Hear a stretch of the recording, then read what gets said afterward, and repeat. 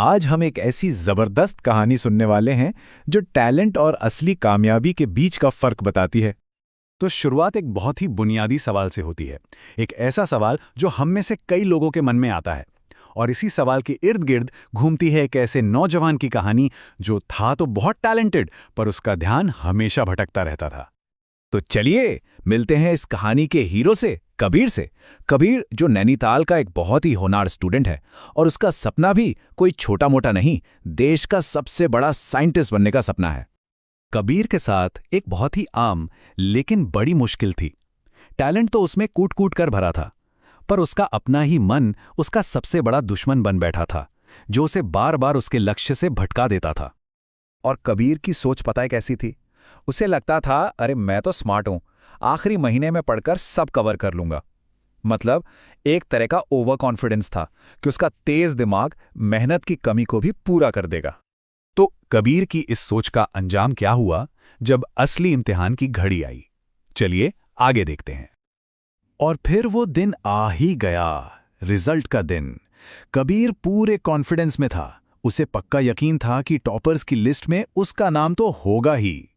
लेकिन लिस्ट में उसका नाम कहीं नहीं था। वो बुरी तरह फेल हो गया था। और कमाल की बात यह कि जिन स्टूडेंट्स को वो अपने से कम समझता था, वो सब उससे आगे निकल चुके थे।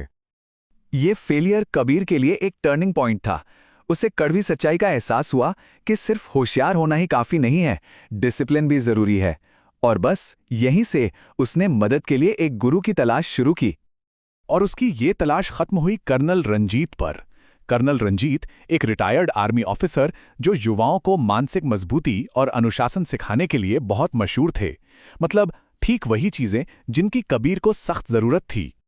अब देखिए, कर्नल ने कबीर को कोई लंबा चौड़ा लेक्चर नहीं दिया, नहीं, वो उसे सीधा एक शूटिंग रेंज में ले गए, फोकस का एक प्रैक्टिकल सबक सिखाने के लिए। और हुआ भी वही। कबीर का निशाना एकदम चूक गया, गोली जाकर लगी दीवार पर।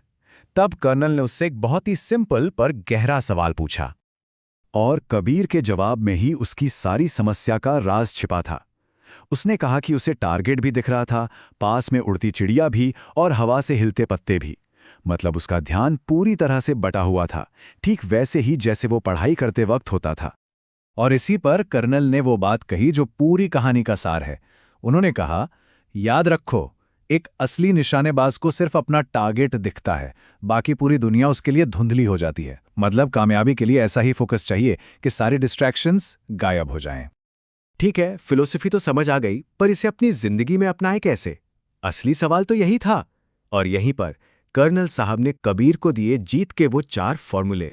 कर्नल के 4 सूत्र। पहला, अपने मन पर काबू पाओ। जब मन कहे फोन चेक कर लो तो उसे बोलो नहीं, मन के मालिक बनो, गुलाम नहीं। दूसरा, अपने समय पर काबू पाओ। सोने पढ़ने का टाइम फिक्स करो, वरना दिन तुम्हें अपने हिसाब से चढ़ाएगा। तीसरा, अपने माहौल को कंट्रोल करो। पढ़ाई की जगह से हर ध्यान भटकाने वाली चीज हटा दो, फोन को तो दूसरे कमरे में ही रख दो। और चौथा और सबसे जरूरी, कंसिस्टेंसी यानी निरंतरता। एक दिन 10 घंटे पढ़ने से लाख गुना बेहतर है रोज 4 घंटे पढ़ना, क्योंकि छोटी छोटी कोशिशें ही बड़ी मंजिल तक पहुंचाती हैं। तो बस इन्हीं 4 फॉर्मूलों के साथ कबीर ने अपनी जिंदगी को पूरी तरह से बदलने का सफर शुरू कर दिया। हाँ, और ये कोई एक दिन में नहीं हुआ। पहले दिन उसने सारे सोशल मीडिया ऐप्स डिलीट कर दिए। शुरू के कुछ हफ्ते तो बहुत बेचैनी हुई, पर वो खुद को बार बार उस निशानेबाज वाली बात याद दिलाता रहा। और धीरे धीरे वक्त के साथ उसका मन शांत और फोकस्ड होता गया।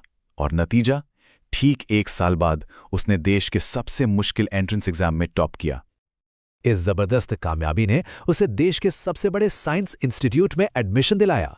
सोचिए, कहां वो फेल हो गया था और कहां अब वो टॉपर था। ये उसकी नई सोच और अनुशासन की सीधी सीधी जीत थी। जब कबीर कर्नल साहब का शुक्रिया अदा करने वापस गया तो उन्होंने उसे एक और गहरी बात समझाई। उन्होंने प्रतिभा और अनुशासन को लेकर एक बेहतरीन मिसाल दी। तो इस पूरी कहानी का सबक क्या है? सबक सीधा सा है, कामयाबी सिर्फ टैलेंट से नहीं मिलती, बल्कि लगन और अनुशासन से मिलती है। क्षमता तो बस एक बीज है, उसे अटूट फोकस और मेहनत से सही दिशा देनी पड़ती है। तो अब सवाल ये उठता है कि हम अपनी प्रतिभा को, अपने टैलेंट को दलदल बनने दे रहे हैं या फिर एक गहरा महासागर?